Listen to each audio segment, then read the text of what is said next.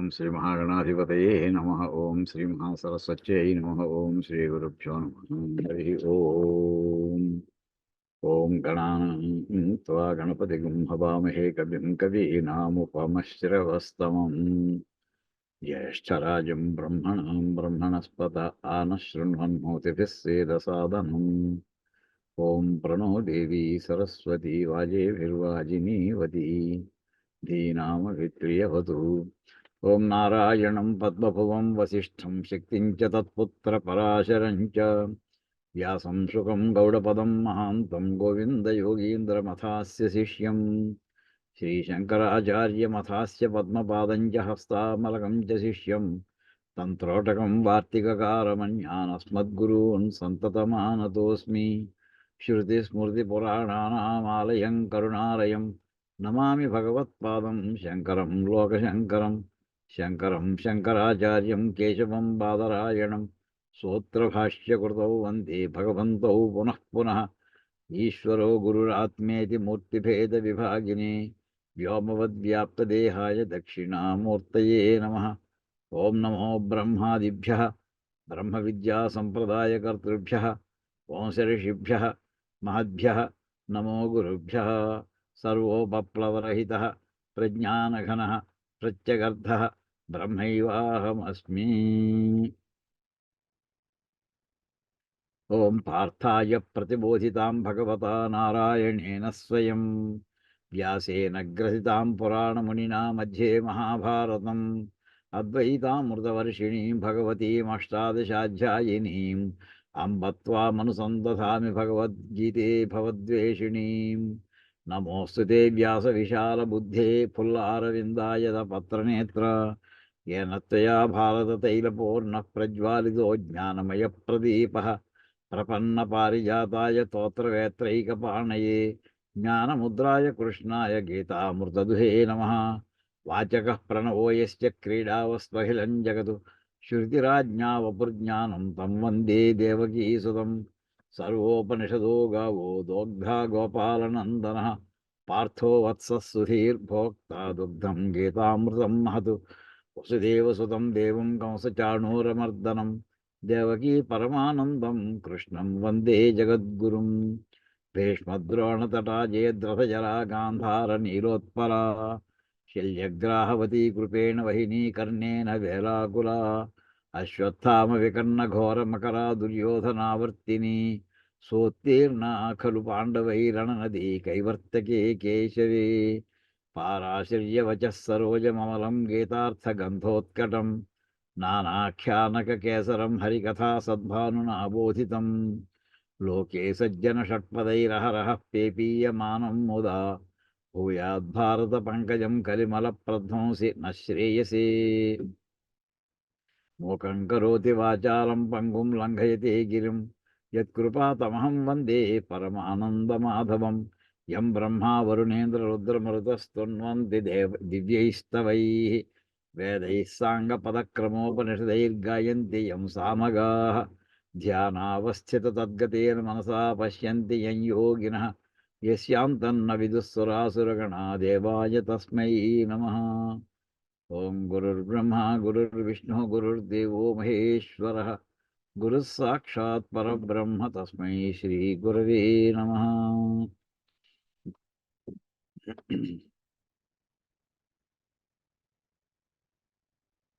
మనం ఈ భగవద్గీతలో మనం మొదటి అధ్యాయం ప్రారంభించాం. అందులో ధర్మక్షేత్రే కురుక్షేత్రే అనేటటువంటి శ్లోకంతో ప్రారంభమైనటువంటి ఈ ఔపనిషద్ విద్యని సంక్షిప్తంగా ప్రతిపాదించేటటువంటి భగవద్గీతలో ప్రవేశిస్తూ మొట్టమొదటి ధర్మము అనేటటువంటి పదానికి అవకాశం ఎందుకు, ఇది ఏ రకంగా శంకరులని ప్రేరేపించి ఉండొచ్చు అనేది ఒక భావంతో మనం ఈ భూమికిని ఒకసారి పరిశీలించడం జరిగింది. పదం కురుక్షేత్రే, కురు అనే మహారాజు ఈ ప్రాంతాన్ని పరిపాలించాడు అని అక్కడ చూస్తూ మనం అసలు వీళ్ళ వంశవృక్షాలు ఒక్కసారి కొంచెం ఎన్నో తరం వాడు పాండవులకి వెంటనే 2, 3 తరాల వెనకాల వాడా? లేకపోతే ఎప్పటివాడు అసలు వరస ఏమిటి? దీని మీద మనం ఆవేళ ట్రై చేస్తే రాలేదు. ముందు అది ప్రారంభించుకొని అక్కడి నుంచి మళ్ళీ వెనక్కి వెళదామండి ఒకసారి. ఈ వంశవృక్షాల్లో అది మొత్తం 145 పేజీలొచ్చింది. ఈ వంశవృక్షాలు భాగవతం నుంచి గ్రహించినటువంటివి. అయితే అదంతా ట్రై చేస్తే అవ్వట్లేదని చెప్పి ఈవేళ మళ్ళీ విడిగా మనకు ప్రధానమైనటువంటి ఇందులో మనకి శ్రీకృష్ణుని యొక్క వంశవృక్షము అంటే వసుదేవుని యొక్క వంశవృక్షం. అలాగే దేవకీదేవి ఆవిడ యొక్క పూర్వులెవరు? అలాగే కౌరవులది. మొత్తం ఈ 3 చూద్దాం ఉద్దేశంతో ఇక్కడి నుంచి పెట్టుకొని చిన్న ఎఫర్ట్స్ పెట్టామండి. యయాతి మనకి చంద్రవంశంలో వచ్చినటువంటి మహారాజుల్లో యయాతి ఒక ప్రధానమైనటువంటి ఒక చారిత్రాత్మకమైనటువంటి పురుషుడతను. అతనికి ఉన్నటువంటి వాళ్ళలో మొదటి కొడుకు దేవయాని ద్వారా పుట్టినటువంటి వాడు యదువు. అంచేతని ఆ యదువుకి యయాతి కొన్నాళ్ళు పోయిన తర్వాత శపించబడ్డప్పుడు తన వార్ధక్యాన్ని గ్రహించి యౌవనాన్ని తనకి ఇమ్మనమని తన కొడుకుల్నే తాను అడిగినప్పుడు యదువు తిరస్కరించాడు. దాంతోటి యయాతి అతనికి రాజ్యాధికారం లేదు అని చెప్పి శాసనం చేశాడు. శర్మిష్ఠ ద్వారా పుట్టినటువంటి పురువు అనేటటువంటి అతనికి తన రాజ్యాధికారాన్ని ఇచ్చాడు. ఇప్పుడు అంటే ఇందులో మనకి టిక్కు పెట్టినవి కూడా చాలా ప్రసిద్ధమైనటువంటి పేర్లు మనకి. మిగతా వాళ్ళ పేర్లు కూడా చాలా మటుకు మనకు తెలియవు.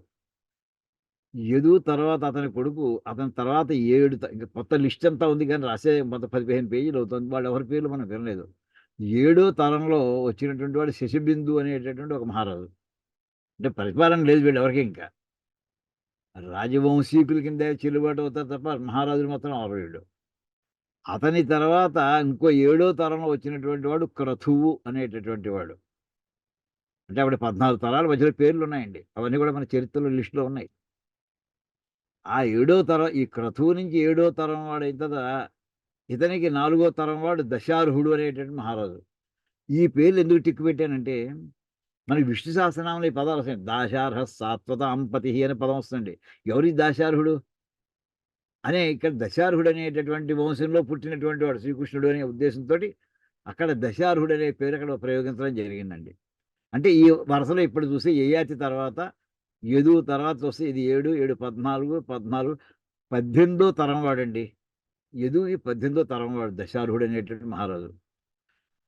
దాశార్హ సాత్వతాంపతి అని బడి ఇంకో పదం కూడా మన విష్ణు సహస్రనామంలో వస్తుంది. ఇతని యొక్క ఈ దశార్హుడు తర్వాత 16వ తరం వాడు సాత్వతుడండి. మధ్యలో 15 మంది ఇంకా ఉన్నారనమాట. అది సాత్వతాంపతి అంటే సాత్వతుల యొక్క వంశంలో ప్రసిద్ధమైనటువంటి వాడు శ్రీకృష్ణుడు. అన్ని కూడా విష్ణు సహస్రనామం అంతా కూడా ఉన్నాయి. కొన్ని కొన్ని పదాలను కూడా శ్రీకృష్ణుడిని ఉద్దేశించి చెప్పినటువంటి పదాలు అవి. అంటే వాళ్ళ వంశంలో ఉన్నటువంటి అతి ప్రసిద్ధులు వాళ్ళ పేర్లని చెప్పుకుంటూ వచ్చారు. మనకి ఎలా అయితే ప్రవర చెప్పేప్పుడు ఏదో కౌశిక అఘమర్షణ త్రయార్షి ఎలా చెప్పుకుంటూ విశ్వామిత్ర అఘమర్షణ ఆ మహర్షి ఎవరైతే మహానుభావులు ఎవరు అతి ప్రసిద్ధులు వాళ్ళ పేరు మనం చెప్పినట్టు ఎంత ప్రవరలో చెప్పినట్టుగా వీళ్ళందరూ అతి ప్రసిద్ధులండి. అలాగే వార్ష్ణేయ అనే పదం కూడా వస్తుందండి. వృష్ణి వంశస్థుడు. ఎవరు ఈ వృష్ణి అంటే ఈ సాత్వతుని యొక్క కొడుకు పేరు వృష్ణి అండి. ఈ వృష్ణికి ఇద్దరు వీళ్ళందరూ వీళ్ళందరూ ఒకడే కొడుకు అనుకోకండి. వీళ్ళు చాలా మంది ఉంటారు. అందులో మనకి లింక్ కోసం వచ్చేటువంటి వాళ్ళే ఇక్కడ రాసుకుంటూ వచ్చాం. ఈ వృష్ణి దగ్గరికి వచ్చేవాడికి ఇద్దరు కొడుకుల్లో యుధాజిత్తు అనే కొడుకు ఒకడు, అలాగే ఇంకొకతను ఉన్నాడు. ఈ యుధాజిత్తు కొడుకు అనమిత్రుడు, అనమిత్రుని యొక్క కొడుకు శిని. శిని పేరు కూడా చాలా ప్రసిద్ధికి వచ్చిందండి. ఎలాగంటే చూడండి తర్వాత చెప్తాను. అతని కొడుకు పేరు సత్యకుడు, అతని కొడుకు సాత్యకి. అంటే మనకి మహాభారత యుద్ధంలో చివరికి మిగిలిన వాళ్ళు ఎవరంటే పంచపాండవులు, శ్రీకృష్ణుడు, సాత్యకే. 7గురు మిగిలేరు పాండవుల తరఫు నుంచి.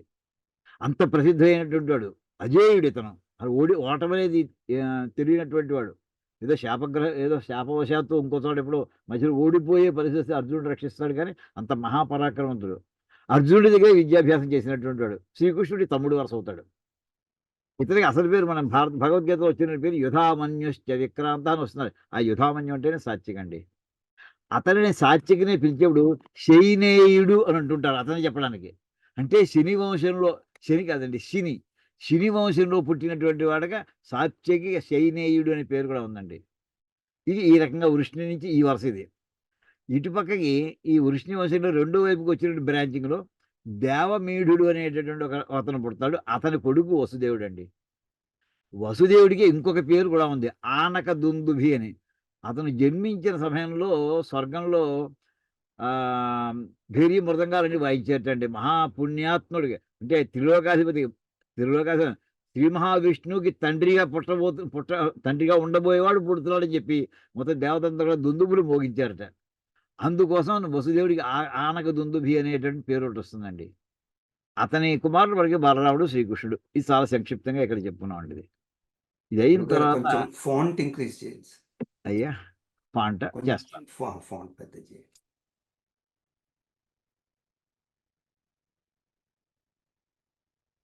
ఇది అయిపోయింది. ఈ స్క్రీన్ అయిపోయింది. నెక్స్ట్ స్క్రీన్ చేస్తాను. ఇంకా దేవకీదేవి వంశంలో చూడండి, ఇది కొంచెం పెద్దదే చేసి చూపిస్తాను. ఇందులో ఈ రాజవంశంలోనే ఒక వంశంలో భోజుడు అనేటటువంటి వాడు అవుతుంటాడు. ఆ వంశంలో ఆ భోజుడు అనేవాడు, అతనికి విదర్భుడు అనే పేరు కూడా ఉందండి.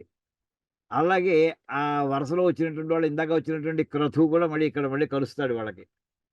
అతని కొడుకు అనువు కొడుకు పురోహితుడు, అతని కొడుకు ఆయువు, అతని కొడుకు సాత్వకుడు, అంధకుడు, తర్వాత కుకురుడు, వహ్ని, విలోముడు, కపోతరోముడు, వీళ్ళంతా తరతరాల వాళ్ళు. అనువు, దుందుభి, అధిజ్యోతుడు, పునర్వసువు, అంటే నక్షత్రాల పేరు కూడా చక్కగా ఎలా పేరు పెట్టినట్టు చూడండి. పునర్వసువు, ఆహుకుడు, దేవకుడు. ఈ దేవకుడికి 7 కుమార్తెలండి. అందులో దేవకి ఆఖరిది, మిగతా 6 అక్కలే. విచిత్రం ఏంటంటే వసుదేవుడికి ఈయన 7 ఇచ్చి పెళ్లి చేసేసాడు. అందులో అంటే మొదటి 7 కూడా భార్యలే. 7 కాకుండా ఇంకో 3 కూడా ఉన్నారండి వసుదేవుడికి. అంటే బలవంతంగా మొత్తం బ్యాచ్ అంతా ఇచ్చేసాడు. వాళ్ళకి మరి చూసుకోక్కర్లేకుండా ఇంకా ఒక చోట అక్క చెల్లెలు అందరూ ఉంటారు. ఇది దేవకి యొక్క వంశంలో పూర్వులందరూ వీళ్ళండి. ఇవి కాకుండా ఇంకా కౌరవుల వేళ్ళు చూడండి. కౌరవులకి రకరకాల పేరు. మనం కురువు అందాక అసలు మనకి ఇంపార్టెంట్ కురువు ఎన్ని ఉన్నాయి కదా, ఈ పదాలు చూద్దామండి ఎక్కడి నుంచి వచ్చారో వీళ్ళు. అసలు మనకి బుధుడు ఇలాదేవి.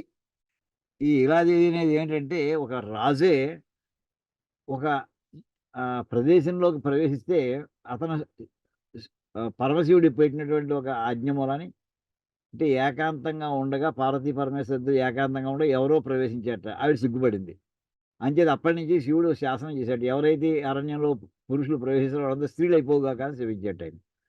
దాంతో అలా వచ్చినటువంటి ఒక రాజు ఇలాదేవి కింద మారిపోయాడు. ఆ స్త్రీ యొక్క స్వభావంతో అప్పటికి బుధుడు ఇద్దరికి సంబంధం పుట్టినటువంటి వాడు మనకి పురూరవ షట్చక్రవర్తిలో పురూరవుడు ఒకడండి. అతని యొక్క కొడుకు నహుషుడు. ఈ నహుషుడి కథ కూడా మన భాగవతంలో వస్తుంది. అతని కొడుకు యయాతి, ఇందాక మనం చెప్పినటువంటి యయాతి. ఆ యయాతికి ఇందాక యదువు, పురు. ఆ యదువుకి ఇందాక యదువంశం చూసాం మనం, వసుదేవుడు ఆ ఆగమనంతో చూసామండి. ఈ రెండో పక్క శర్మిష్ఠ కొడుకు పురువు. అంచేతనే వీళ్ళని పౌరవులు అని కూడా అంటుంటారండి. పౌరవులు, కౌరవులే కదా పౌరవులు, పురువంశం వాళ్ళు. అయితే ఈ జనమేజయుడు కాదండి, పరీక్షిత్తు గురించి జనమేజయుడు అనే పేరు అప్పటికే ఉందన్నమాట, అతి ప్రసిద్ధమైంది. ఆ పురువు యొక్క కొన్ని జనమేజయుడు, ప్రచిన్వంతుడు, ప్రవీరుడు, నమస్యుడు, చారుపదుడు, శుద్ధ్యుడు, బహుగౌడు, సంయాతి, అహంయాతి, రౌద్రాసుడు, ఋతేయువు. ఇవి కాకుండా ఇంకా మరి రంతిభారుడు, సుమతి, రైభ్యుడు. అతని కొడుకు దుష్యంతుడండి మన కథకి. ఆ దుష్యంతుడు కొడుకు, అంటే దుష్యంతుడు శకుంతల కథ అంతా ఇక్కడ వస్తుంది. అతని కొడుకు భరతుడు. ఆ భరతుడి తర్వాత భరద్వాజుడు, మహర్షి కాదండి అతను. వితథుడు, మన్యువు, బృహత్క్షత్రుడు, హస్తి అనే ఇతను కట్టించిన నగరం అండి హస్తినాపురం అనేది. హస్తి అనే ఒక మహారాజు కట్టించిన నగరం కనుక అప్పటి నుంచి అంతముందు అక్కడ నగరం పేరుతో ప్రసిద్ధితో లేదు. ఇది మనకు తెలియదు అసలు. చాలా మందికి ఎవరి ద్వారా ఈ పేరు వచ్చిందని ఇక్కడ వస్తుంది.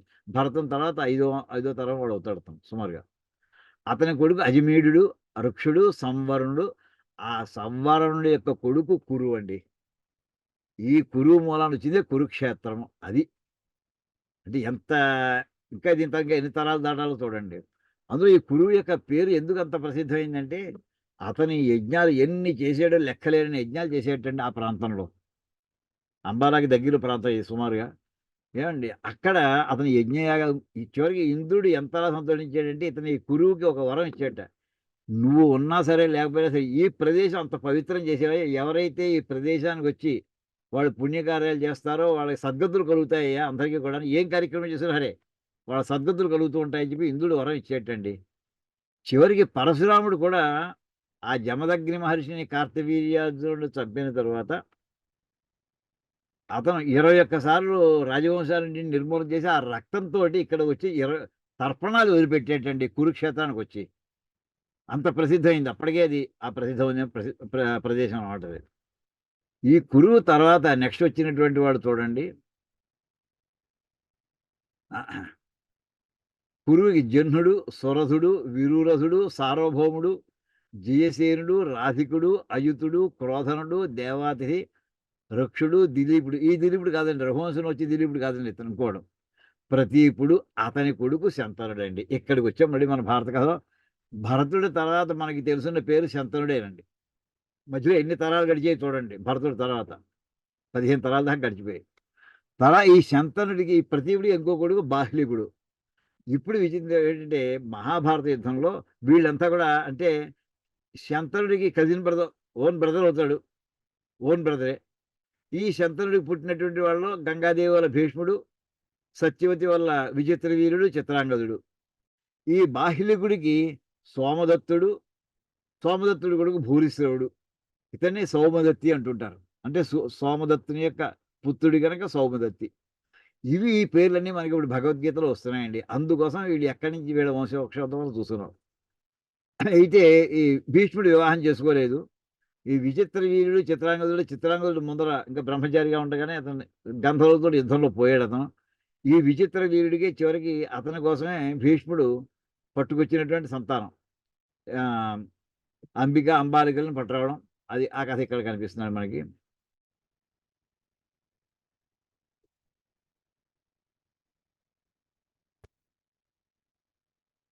ఏమండి ఆ అంబికకి అంటే వ్యాస మహర్షి ద్వారా వచ్చినటువంటి ధృతరాష్ట్రుడు, అంబాలికకి అనుగ్రహించినటువంటి వ్యాస మహర్షి అనుగ్రహించినటువంటి వాడు పాండురాజు. ఇక్కడి నుంచి ధృతరాష్ట్రుడు కొడుకు దుర్యోధనుడు మొదలైన వాళ్ళంతా పాండురాజు, ధర్మరాజు. ఇదండి మొత్తం వంశవృక్షంలో. ఇప్పటికీ ధర్మరాజుకి ఎన్ని తరాల వెనకాల వాడో కురువు చూడండి. సుమారు లెక్కేద్దాం. ఇది 1 అనుకుందాం, ఇది 2 అనుకుందాం. ఏమండి కింద నుంచి పైకి లెక్కేసుకుంటూ వెళదాం.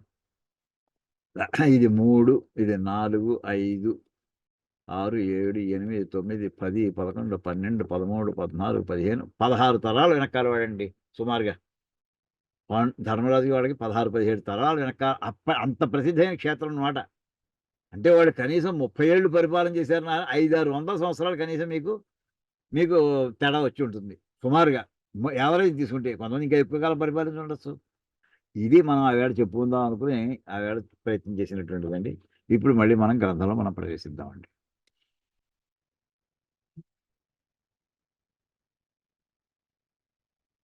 ఇప్పుడు ఇందులో ధర్మక్షేత్రే, కురుక్షేత్రాలు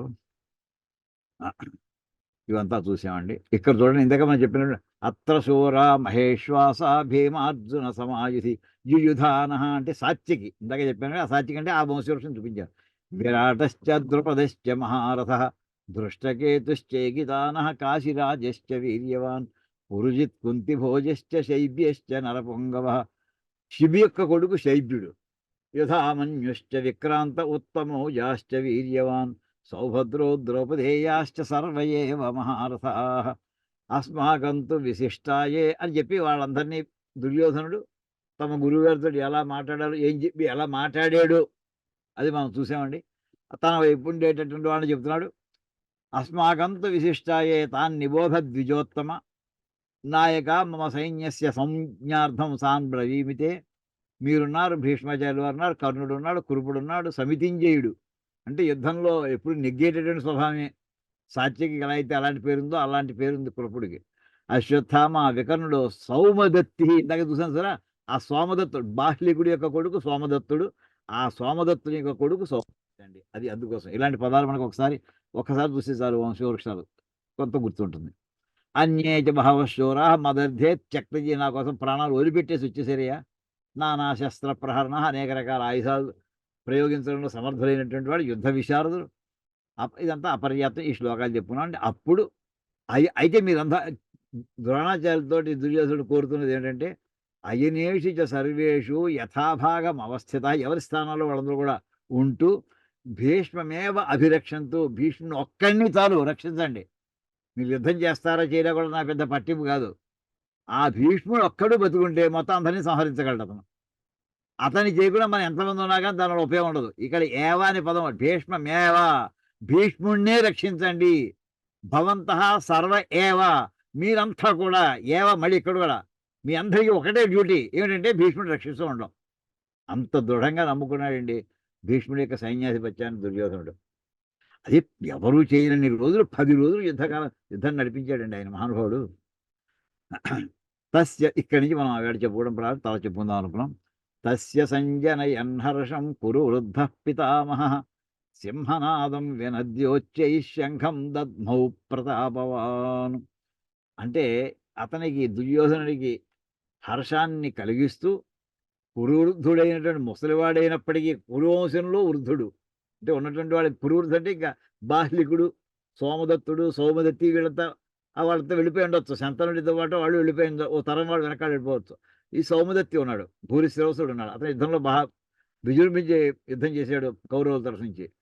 అయితే ఇంత ముసలివాడు ఏ యుద్ధం చేస్తాడు అనకుండా వెంటనే పక్క పదం అండి సింహనాదం సింహం యొక్క గర్జన చేస్తే అవతల గుండెలు అవిసిపోతాయి. అటువంటి నాదాన్ని చేసేట తన శంఖంతో వినద్య ఉచ్చై చాలా గట్టిగా నాదాన్ని సృష్టించాడు. శంఖం దద్మౌ ప్రతాపవాన్. ఇక్కడ చూడండి అతను కురువృద్ధుడు ఎన్ని చక్కటి విశేషణాలు ఇచ్చాడు చూడండి భీష్ముడికి.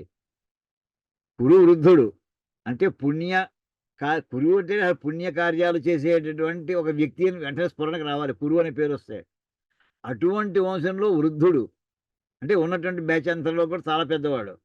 పితామహుడు తర్వాత ప్రతాపవంతుడు ఇలాంటి వాడు ఇన్ని అంటే అంత వృద్ధుడైనప్పటికీ కూడా మహాప్రతాపవంతుడు కనుక సింహం యొక్క గర్జన వంటి ధ్వని వచ్చేట్లాగా ఒక్కసారి శంఖాన్ని పట్టాడు. అంటే ఇప్పుడు యుద్ధాన్ని ఎస్ వీఆర్ రెడీ స్టార్ట్ అన్నట్టుగా అతను ఆల్మోస్ట్ చేసేసాడండి. అంటే పాండవులు కూడా ఇంకా చేయలేదు. ఇక్కడ మిగతా వెంటనే అతను ఎప్పుడైతే భీష్ముడు శంఖనాదం చేశాడో వెంటనే కౌరవులు తతశంఖాశ్చ భీర్యశ్చ పణవ ఆనక గోముఖా సహసైవ అభ్యహన్యంత శబ్ద తుములో భవతు. అంటే తత శంఖాశ్చ భీర్యశ్చ అంటే శంఖాలు అంత ఇంకెవరి చేతిలో వాళ్ళందరికీ ఉంటాయి. అక్కడ కూడా బ్యాండ్ మేళాలు ఉంటాయి యుద్ధంలో. భీర్యశ్చ పణవము ఆనకము ఇందాక ఆనక దుందుభి అని చూసారు. ఆనకము గోముఖము ఇవన్నీ కూడా ఆ వాయిద్యాల యొక్క పేర్లు. సహసా ఏవా ఒక్కసారి అంతా ఒకడు ముందర ఒకటి తర్వాత అలా కాదు అందరూ ఒక్కసారి చేయబడి భయంకరమైన శబ్దం వచ్చింది. ఆ శబ్దాన్ని పేరే తుములహ అంటే టుముల్చువస్ అంటారు ఇంగ్లీష్లో. అటువంటి శబ్దం అందులోంచి ఉద్భవించింది. తర్వాత ఎప్పుడైతే వాళ్ళు చేశారో ఇంకా పాండవులు మరి మేము కూడా ఏం తక్కువ లేవు మేము సిద్ధంగా అని చెప్పడానికి వెంటనే ఇక్కడి నుంచి రెస్పాన్స్ అనమాట రియాక్షన్. తతశ్వేతైర్హయైర్యుక్తే మహతి స్యందనే స్థితౌ మాధవ పాండవశ్చైవ దివ్యౌ శంఖౌ ప్రదద్మతు. తతః శ్వేతై ఇక్కడ కృష్ణ పరమాత్మ పేరు మొట్టమొదటి పాండవుల తరఫు నుంచి చెప్పబడినటువంటి పేరు మొట్టమొదటి మాట శ్రీకృష్ణుడి పేరు చెప్పబడిందండి. మాధవ అనే పదంతో మిగతా వాళ్ళందరూ అంటే అతను అత్యంత ప్రధానుడు. కౌరవుల తరఫు నుంచి ఎలాగైతే భీష్ముడు అత్యంత ప్రధానుడు ఇక్కడ ఈయన ఆయుధము చేత పట్టను అన్నటువంటి వాడు. అటువంటి వాడు ఇక్కడ ప్రధానుడు అంతే. ఆయుధం పట్టకపోయినా పర్వాలేదు ఇతనే నెంబర్ 1 అనమాట అని చెప్పి ఎలాంటి దాంట్లో ప్రవేశించారు ఇద్దరు అంటే రంగంలో ప్రవేశించారు. శ్వేతై హయై యుక్తే తెల్లటి గుర్రాలు. ఆ గుర్రాలు మహతి స్యందనే స్థితవు. ఆ రథం కూడా చాలా పెద్దది.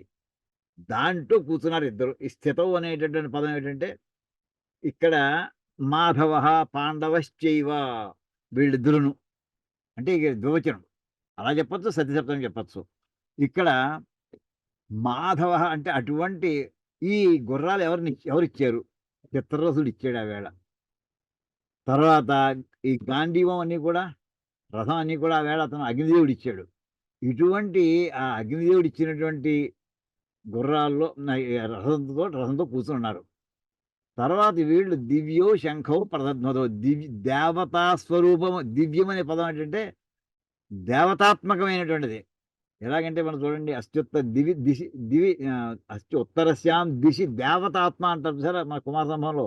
అంటే దేవలోకమునకు సంబంధించినటువంటి శంఖములు ఇవి. ఇవన్నీ కూడా పాంచజన్యము, హృషికేశం ఇవన్నీ కూడా దేవదత్తం ఇవన్నీ కూడా మనకి ఈ రకమైనటువంటి దైవికమైనటువంటి అంటే దేవతా స్వరూపము, దేవతా స్వభావం కలిగినటువంటి ఆయుధాలు ఇవి. వీటిని పట్టుకున్నారు. అయితే ఇక్కడ చక్కటి మాట వేశారండి వ్యాస మహర్షి. మాధవ. మాధవ అనే మాటకి మామూలుగా ఏంటంటే విష్ణుమూర్తి. కానీ ఇందులో వ్యుత్పత్తి చూడండి. మాయాహ ధవ మాధవ. ఇక్కడ మాయాయాహ అనాలా, మాయాహ అనాలా?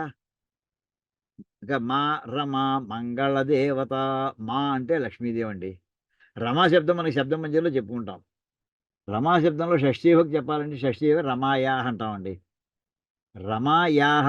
రమా శబ్దానికి షష్ఠీభక్తి ఏకవచనం రమాయాహ.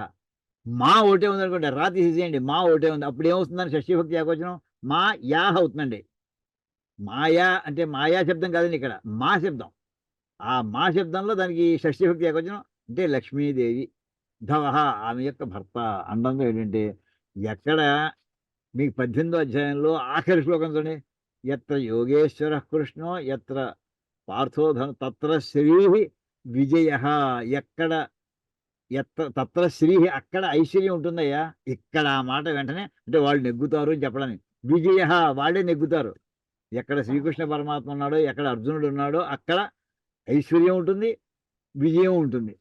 ఆ మాటకి ఇక్కడ లింక్ అండి. మొట్టమొదటి అక్షరం ఇది. పాండవుల పేరు చెప్పడం మా లక్ష్మీదేవి అంతే. ఆ లక్ష్మీదేవి అక్కడ ఉంది. అది సంజయుడు గ్రహించగలిగాడు, చెప్పగలిగాడు అతను. మధ్యలో విశ్వరూపం చూశాడు కనుక. ఇంకోటి రెండోది పాండవశ్చైవ. ఆ పాండురాజు ఎక్కడున్నాడు? స్వర్గలోకంలో ఉన్నాడు అతను. అతను చెప్పబట్టే రాజసూయాగం జరిగింది. లేకపోతే రాజసూయాగం సంకల్పం లేదు అసలు.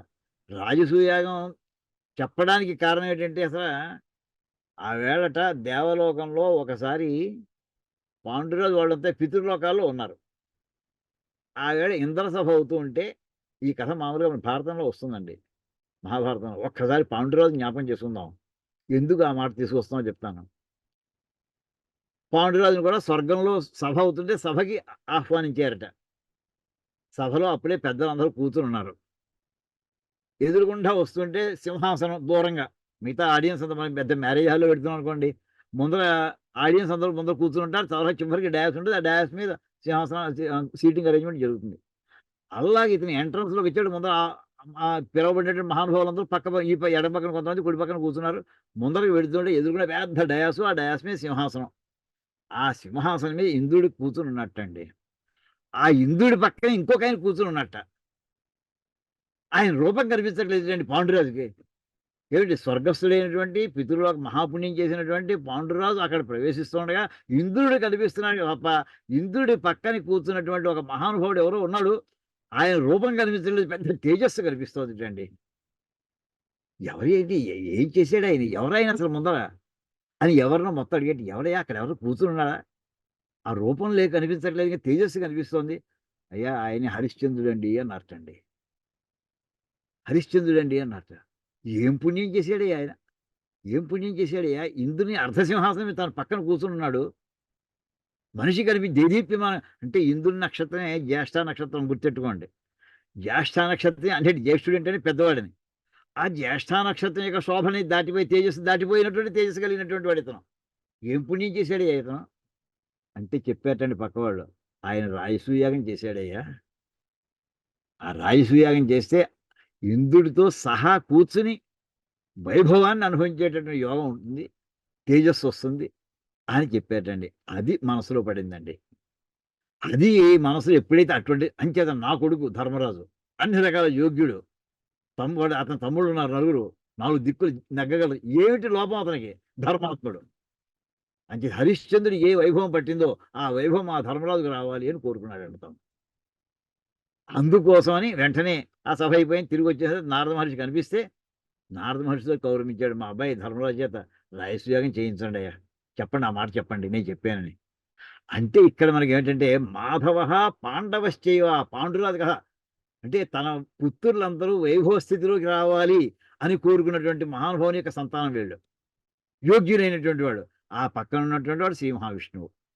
అంటే శ్రీ మహావిష్ణువు యొక్క కనుసన్నలో మెరుగుతూ ధర్మాత్ములైనటువంటి వాళ్ళకి ఇంకా ఓటమి ఎక్కడొస్తుందండి? తండ్రి పుణ్యాత్ముడా, తండ్రి చూసినటువంటి పుణ్య దర్శనం చేశాడా? చక్కటి సంకల్పం చేశాడా? తన పుత్రుడు అభివృద్ధిలోకి రావాలని. ఎలాంటి మామూలుగా ఎవరు రాజసూయం చేయడం సామాన్యమైన విషయం కాదు. భయంకరమైనటువంటి జనవహ అవుతుంది. అయినా సరే వంశంది మొత్తం 10 తరాలు దశపూర్వేషాం, దశాపరేషం అంటుంటారు. వివాహం చేసేవాడు ఒక అమ్మ కన్యాదానం చేస్తేనే. ఇంక అటువంటిది దీనికి చెప్పాలా?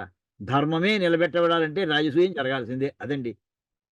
ధర్మము, అధర్మం 2 మిక్స్ అవుతూ వెళ్ళాలంటే ఇంక మిగతావి చేయకపోయినా పర్వాలేదు నడుస్తూనే ఉంటాయి. ధర్మమే ప్రతిష్ఠ జరగాలి అనే కాంక్ష కలిగినటువంటి వాడు పాండురాజు. అటువంటి అతని యొక్క సంతానం అండి. ధర్మం కావాలనుకునేటటువంటి వాడు ఇక్కడ అర్జునుడు. దాని పక్కన నిలబెట్టేటటువంటి మహానుభావుడు శ్రీ మహావిష్ణువు యొక్క స్వరూపుడే అతను. శ్రీ మహావిష్ణువే సాక్షాత్‌గా. అలాంటి వాళ్ళిద్దరు కూడా వాళ్ళు ఎటువంటి స్వరూపుడయ్యారండి? దేవతా స్వరూపులు వాళ్ళు. అందుచేత వాళ్ళు పట్టుకున్నటువంటి శంఖాలు దేవతాత్మకమైనటువంటి శంఖాలు పట్టుకున్నారు అని అలా అర్థం చెప్పుకోవచ్చు అనిపిస్తోందండి. పాంచజన్యం హృషీకేశో దేవదత్తం ధనంజయః పౌండ్రం దద్మౌ మహాశంఖం భీమకర్మా వృకోదరః. ఇక్కడ హృషీకేశ, ధనంజయ అనే పదాలు చూడండి. మళ్ళీ ఇందులో కూడాను. ఇక్కడ మనకి 10వ అధ్యాయంలో పాండవానాం ధనంజయ అంటాడు. అంటే ఏంటి? విభూతి యోగంలో చెప్పుకొస్తూ తాను ఎవరయ్యా? నేను ధనంజయుడిని. పాండవుల్లో ధనంజయుడిని అంటాడు. అంటే ఏంటనమాట? ఇక్కడ అద్వైత స్థితి ఉండేటువంటి పరమాత్మ తనకి సాధకుడైనటువంటి వాడు, తన శిష్యుడు అనుకోండి, ఏదైనా అనుకోండి, తన స్వరూపమే ఎదుర్కొన్న తన ప్రతిబింబమే అతను. అలా ఉండేటటువంటి ధనంజయుడు. వీళ్ళిద్దరు పట్టుకున్నారు. అందులో హృషీకేశ అనే పదంలో చూడండి. హృషీకం అంటే ఇంద్రియాలని అర్థం. ఇంద్రియాల మీద సంపూర్ణమైనటువంటి ఆధిపత్యము, కంట్రోల్ ఉన్నటువంటి వాడు పరమాత్మ. అయితే ఆయన బ్రహ్మాండాన్ని కంట్రోల్ చేసేవాడు, ఇంద్రియాలను కంట్రోల్ చేసేవాడు ఏముంది? అది హృత్పుండరీకం. మనకి హృత్పుండరీకం అంటుంటారు. హృదయం అనేటువంటి పద్మంలో వికసించేటువంటి పద్మంలో లోపల కూర్చునేటటువంటి వాడు పరమాత్మ. అటువంటి ఆ హృషీకేశుడు పాంచజన్యం, పంచజనుడు అనేటటువంటి రాక్షసుణ్ణి వధించడం వల్ల ఏర్పడినటువంటి శంఖం అంటది పాంచజన్యం అనేది. ఎప్పటిది పాంచజన్యం? మత్స్యావతారం నాటి కథదండి. మత్స్యావతారంలో వాడు ఈ వేదాలన్నీ కూడా అపహరించి సముద్రంలో ఎక్కడో దాక్కుంటే అప్పుడు ఈయన మత్స్యావతారం రూపంలో వెళ్ళి ఆ పంచజన్యుడైనటువంటి రాక్షసులను వధించి అక్కడి నుంచి వాడు శంఖం ఆకారంలో దాక్కున్నాడు. అక్కడి నుంచి తీసుకున్నాడు. కొంతమంది అంటారు భాగవతంలో అదే కథ అంటారు. ఏదో అతి ప్రాచీనమైనటువంటి కథలో ఇదొకటి. ఆ శంఖాన్ని దాని పేరు పాంచజన్యం. పంచజనుని యొక్క శరీరం అంటే శంఖాకారంలో ఉండే ఆ రాక్షసుని యొక్క శరీరాన్ని రాక్షసుని చంపించి చంపి ఆ శంఖాన్ని తీసుకున్నాడు అని. దేవదత్తం ధనంజయ పౌండ్రం దద్మౌ మహాశంఖం భీముడికి ఒక్కడికి ఇండిపెండెంట్ సెంటెన్స్ అండి. లైన్ అంతా భీముడికే. భీముడి యొక్క సైజుకి అతని యొక్క దారిఢ్యానికి సరిపడే భీమకర్మ భయంకరమైనటువంటి పనులు చేయగలిగినటువంటి ఉరుకోదర. తోడేలుకి ఉరుకోదరుడు అంటే దానికి లోపల జఠరాగ్ని మామూలుగా అందరికీ కొంచెం ఉంటే ఇతనికి బొటన వేలంత ఉంటుందండి. డాట్ రూపం చుక్క రూపంలో మిగతా వాళ్ళకుంటే ఇతని తోడేలుకి ఎంత అయితే ఉంటుందో విపరీతమైన ఆకలిట తోడేలుకి. అలాగా అంత సైజు లోపల జఠరాగ్నికి కలిగించే వస్తువు లోపల ఉంటుందండి పదార్థం. అందుచేత అతను వృకోదరుడు. అంటే తినేయడానికి వృకోదరుడు అంటే ఏంటంటే తోడేళ్ళ తినేస్తాడని శత్రువుల్ని. ఆ మాటకి స్ఫురింపజేయడం కోసం ఇదండి. అతని శంఖం పేరు పౌండ్రం. ఆ పౌండ్రం మహాశంఖం, మామూలు శంఖం కాదు అది. అంటే చాలా పెద్దదన్నమాట సైజు. ఇలాంటి దాన్ని అతను పూరించాడు. అనంత విజయం రాజా కుంతీపుత్రో యుధిష్ఠిర నకుల సహదేవశ్చ సుఘోష మణిపుష్పకౌ. ఇక్కడ కుంతీపుత్రుడు అంటే యుధిష్ఠిరుడు అంటే యుధం. యుధిష్ఠిర అవుతుందండి. యుధి అంటే యుద్ధమునందు, స్థిరంగా ఉండేవాడు. అంటే మామూలుగా యుద్ధంలో ప్రారంభించే భయపడి పారిపోవడం సామాన్యంగా ఉండవు. ఎక్కడైనా భయంకరమైన స్థితి వస్తే తప్పదనుకోండి. అటువంటి అతనికి ఉన్నటువంటి పేరు యుధిష్ఠిరుడు అసలు పేరు. ఈ ధర్మరాజు అని కూడా తర్వాత మనకు వచ్చినటువంటి విశేషణాల ద్వారా వచ్చిన పేరు యుధిష్ఠిరుడు. కుంతి పుత్రుడు అయినటువంటి అతని శంఖం పేరు అనంత వీర్యం. నకుల సహదేవశ్చ, నకులుడు సహదేవుడు వాళ్ళ యొక్క శంఖాల పేరు ఏమిటి? సుఘోషము, అది నకులుడి యొక్క శంఖము. మణిపుష్పకము, అది సహదేవుడు. సుఘోషము అంటే మంచి సౌండ్ వస్తుందని సుఘోష. మణిపుష్పకం, ఈ మణిపుష్పకం అనేటటువంటిది మణి వలె కాంతివంతంగా ఉండేటటువంటి సహదేవుడిది. ఈ రకంగా ఈ 5గురు ప్లస్ కృష్ణ పరమాత్మతో ప్రారంభించి 6 శంఖాలు పూరించేప్పటికి ఇంకా మిగతా వాళ్ళందరూ కూడా పాండవ. కాశ్యశ్చ పరమేశ్వాస శిఖండీ చ మహారథః దృష్టజుమ్నో విరాటశ్చ సాత్వికిశ్చ అపరాజితః ద్రుపదో ద్రౌపదీయాశ్చ సర్వశః పృథివీపతే సౌభద్రశ్చ మహాబాహుః శంఖాన్ దద్ముః పృథక్ పృథక్ కాశ్యశ్చ కాశీరాజు పాండవుల వైపు యుద్ధం చేశాడండి. పరమ ఇశ్వాస ఇషు ఆసము అంటే ధనుస్సు, గొప్ప ధనుస్సు కలవాడు. ఇషు అంటే బాణము, ఆ బాణాన్ని పెట్టి ఆసనం, దానికి ఆసనం ఏంటంటే ధనుస్సు, గొప్పదైనటువంటి ధనుస్సు కలవాడు అంటే చాలా ధనుర్విద్యలో మహాపండితుడు అనమాట. శిఖండి దృష్టజుమ్నుడు, విరాటుడు, సాత్యకి ఎటువంటి వాడు అపరాజిత, అంతమంది ఎప్పుడు ఓడిపోవడం అనేది అతని చరిత్రలో లేదు. అటువంటి సాత్యకి, ద్రుపదుడు, ద్రౌపదేయుడు, ద్రౌపది యొక్క పంచగురు 5 పిల్లలు, సర్వశః పృథివీపతే సౌభద్రశ్చ మహాబాహో, సుభద్ర తన అభిమన్యుడు, వీళ్ళందరూ కూడా యుద్ధంలో పూర్తిగా పాల్గొన్నారు. వీళ్ళంతా వెనకాల రెస్ట్ తీసుకోవట్లేదండి, వీళ్ళందరూ కూడా పాల్గొన్నారు. వీళ్ళు శంఖాన్ దద్ముః పృథక్ పృథక్, విడివిడిగా అలా వీళ్ళు శంఖాలు మోగించారు. సఘోషో ఇందాక అటు సింహనాదం చేస్తూ భీష్ముడు, ఆ తర్వాత కౌరవుల తరఫు నుంచి ఇంకా ఎవరెవరు శంఖాలు పూరించారు లేదు, కానీ అందరూ అన్నారు అంతే ఒకటే మాటలో. చాలా గొప్ప శబ్దం వచ్చిందన్నాడు. కానీ ఇక్కడ విడిగా పేర్లు చెప్పి ఈ ఘోషట దాని ఎఫెక్ట్ ఏమిటి, అది పాండవుల మీద పెద్ద ఏం లేదు, మేము ప్రారంభించే ఊహో అని చెప్పినట్టే అయిందంతే. కానీ ఇక్కడ పాండవులు చేసినటువంటి శంఖనాదాలలో ఏమైందంటే సఘోష ధార్తరాష్ట్రాణం హృదయాన్ని వ్యదారయతు. ఈ పాండవుల తరఫు నుంచి మహారథులందరూ చేసినటువంటి శంఖనాదాలకి ధార్తరాష్ట్రాలను, దుర్యోధనాదులు 100 మంది యొక్క కొడుకులు ప్లస్ ఇంకా వాళ్ళ బంధువు అందరి యొక్క గుండెలు పగిలేయటండి. వ్యదారయతు అంటే గుండెలు చీల్చుకుపోయాయి. దారుణం అంటే చీల్చేయడం అంటే గుండెలు పగిలిందని. గుండె పగిలిందంటే అంత గట్టి సౌండ్ వచ్చేట్లు చేశారు వీళ్ళని. ఇంకా ఏమైంది, అది నభశ్చ పృథివీంచైవ తుములో వ్యనునాదం. ఇందాక తుములోని పదం అక్కడ వచ్చిందండి, ఇక్కడ వచ్చింది. కానీ ఇక్కడ వచ్చేటట్టు ఎలా ఉందంటే భూమి ఆకాశాలు రెండింటినీ కూడా రీసౌండ్ వచ్చేట్లా చేసేటండి. నభశ్చ పృథివీంచ అంటే పృథివీ అంటే నేల, నభస్ అంటే ఆకాశం. నభో మన శ్రావణ మాసం కదండి, శ్రావణ మాసానికి ఒక పేరుందండి, నభో మాసం అని పేరుంది. ఈ పదం వచ్చింది కానీ వెంటనే చెప్పేసుకుందాం. ఈ శ్రావణ మాసంలో సోమవారానికి చాలా గొప్ప ప్రసిద్ధి. నభో మాసేందు వాసరే, నభో మాసంలో సోమవారం నాడు కనుక రుద్రాభిషేకం చేసుకుంటే ఆ ఇచ్చే ఫలం, ఆ సమయంలో మన ఏకబిల్వం శివార్పణ అందులో మనకు వస్తుందండి. నభో మాసేందు వాసరే అని. అంచేత ఇక్కడ నభశ్చ అంటే ఇక్కడ భూమి ఆకాశాలు రెండింటికి కూడా మధ్యలో ఆ శబ్దం ఏంటంటే భూమి నుంచి బయలుదేరుతోంది, ఆకాశం దగ్గర వెళ్తుంది, అక్కడి నుంచి రిటర్న్ అయ్యి వచ్చి రీసౌండ్ వస్తుందని అర్థం వస్తుందండి. అంటే అక్కడ వెళ్ళిందో వెనక్కి తిరిగి అక్కడ అడ్డంగా ఉన్నట్టు ఉండాలి, కానీ ఆకాశం అంటే అడ్డం లేనటువంటిది ఆకాశం అక్కడ. అంటే అంతలా వ్యాపించింది సౌండ్ అని చెప్పడానికి ఇది ఈ పదం అండి. ఇక్కడ దాకా కూడా శంఖనాదాలు వాటి కథ అయిందండి. మొట్టమొదటి ఇంతవరకు ఏమేం జరిగిందంటే ఒక్కసారి సంక్షిప్తంగా మనం చూసుకుంటే, మొట్టమొదటి ధృతరాష్ట్రుడు సంజయుణ్ణి అడగడంతో ప్రారంభమైంది. ఆ తర్వాత దుర్యోధనుని యొక్క ప్రసంగం ద్రోణాచార్య వారితోటి, అది 2వ భాగం. 3వది కౌరవుల తరఫు నుంచి శంఖనాదాలు, తర్వాతది పాండవుల తరఫు నుంచి శంఖనాదాలు అయ్యాయండి. ఇప్పుడు రథంలో కూర్చున్నటువంటి అర్జునుడు పక్కనే ఉండేటువంటి శ్రీకృష్ణ పరమాత్మను అడుగుతున్నాడు. అథ వ్యవస్థితాన్ దృష్ట్వా ధార్తరాష్ట్రాన్ కపిధ్వజ ప్రవృత్తే శస్త్ర సంపాతే ధనురుద్యమ్య పాండవ. అథ వ్యవస్థితాన్, వ్యవస్థిత అంటే వ్యవస్థ అంటే చక్కగా అరేంజ్మెంట్ చేయడం, విశేషంగా ఎవరి స్థానంలో వాళ్ళు ఉండుటను వ్యవస్థ అంటారండి. అవ్యవస్థ అంటే ఒక ఆర్డర్లో లేకపోవడం. ఆర్డర్లో ఉన్నారు అంటే ఎవరు 15 మంది ఒక స్క్వాడ్రన్, ఆ స్క్వాడ్రన్ లీడర్ ఎక్కడ ఉండాలి, పక్క స్క్వాడ్రన్ ఎక్కడ ఉండాలి, వీళ్ళకి బ్రిగేడ్ ఎక్కడ ఉండాలి, బ్రిగేడ్ లీడర్ ఎక్కడ ఉండాలి, ఇలా ఇవాళ అయితే మోడర్న్ టెర్మినాలజీ అనుకుంటూ ఉంటాము. అలాగా వాళ్ళని రథాలు ఎక్కడ ఉండాలి, గుర్రాలు ఎక్కడ ఉండాలి, ఎన్ని గుర్రాలు ఎన్ని ఏనుగులు ఎక్కడెక్కడ ఉండాలి, ఈ మొత్తం ఏర్పాటు అంతా అయిపోయింది.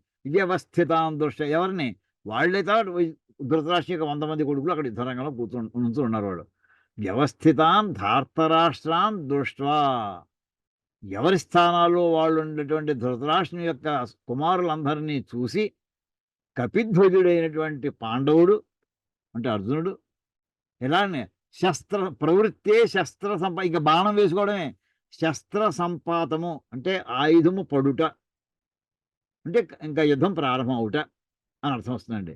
ఆ సమయం ఇతను ఎలా ఉన్నాడు, ధనురుద్యమ్య, ధనుస్సు ఎక్కువ పెట్టుకున్నాడు ఇతను. ఇంకా అప్పుడు తాడు కడదాం, బాణం తీద్దాం ఇలాంటివి లేదు. అప్పటికే ధనుసుని ఎక్కుపెట్టున్నటువంటి ధనుసు పట్టుకున్నటువంటి పాండవుడితం. హృషీకేశం తదా వాక్యం యదమాహ మహీపతే. ఇక్కడ హృషీకేశం ఇందాక చెప్పుకున్నామండి, హృషీకేశం మళ్ళీ ఇక్కడ కూడా అంటే ఆయన ఫుల్ బ్యాలన్స్డ్గా ఉన్నటువంటి వాడు పరమాత్మ. ఆ బ్యాలెన్స్ తప్పిపోవడానికి లక్షణాలన్నీ సిద్ధంగా ఉన్నటువంటి వాడు ఇతను.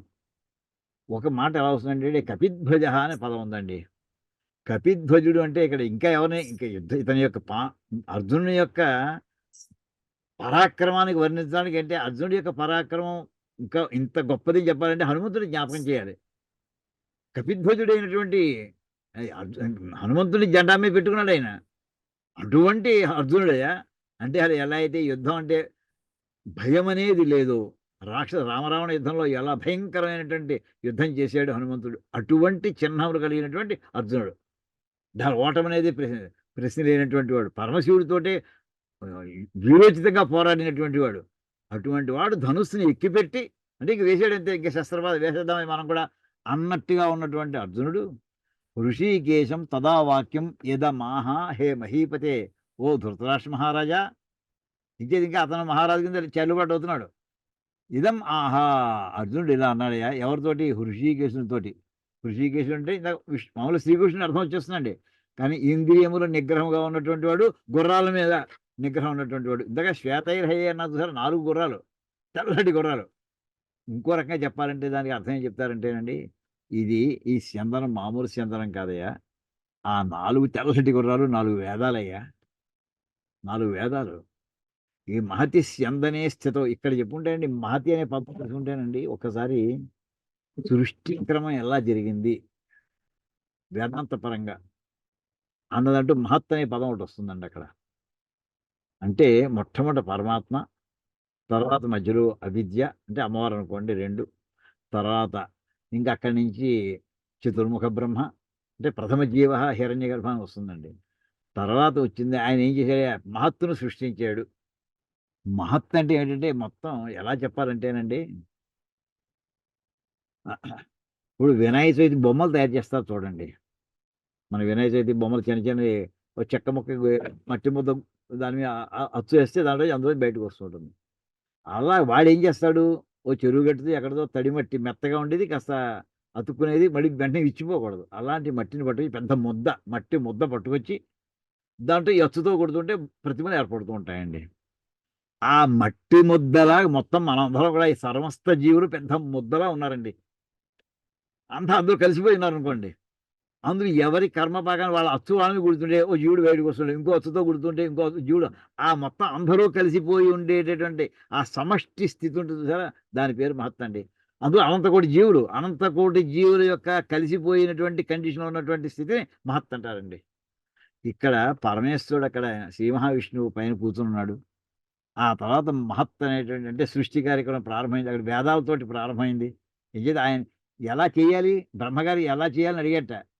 నీ సృష్టి ఎలా చేయాలి అంటే చెప్పాట. ఇంత ముందర బ్రహ్మగారు ఎలా చేశారో నువ్వే మొదటివాడో కాదయ్యా, ఇంత ముందర ఎలా చేశారు, ఆయన ఎలా చేశాడండి, ఆయన కంటే ముందర బ్రహ్మగారు ఉండేవాడు ఎవడో ఉండి ఉంటారు కదా అని చెప్తూ ధాత యథా పూర్వమకల్పయతు.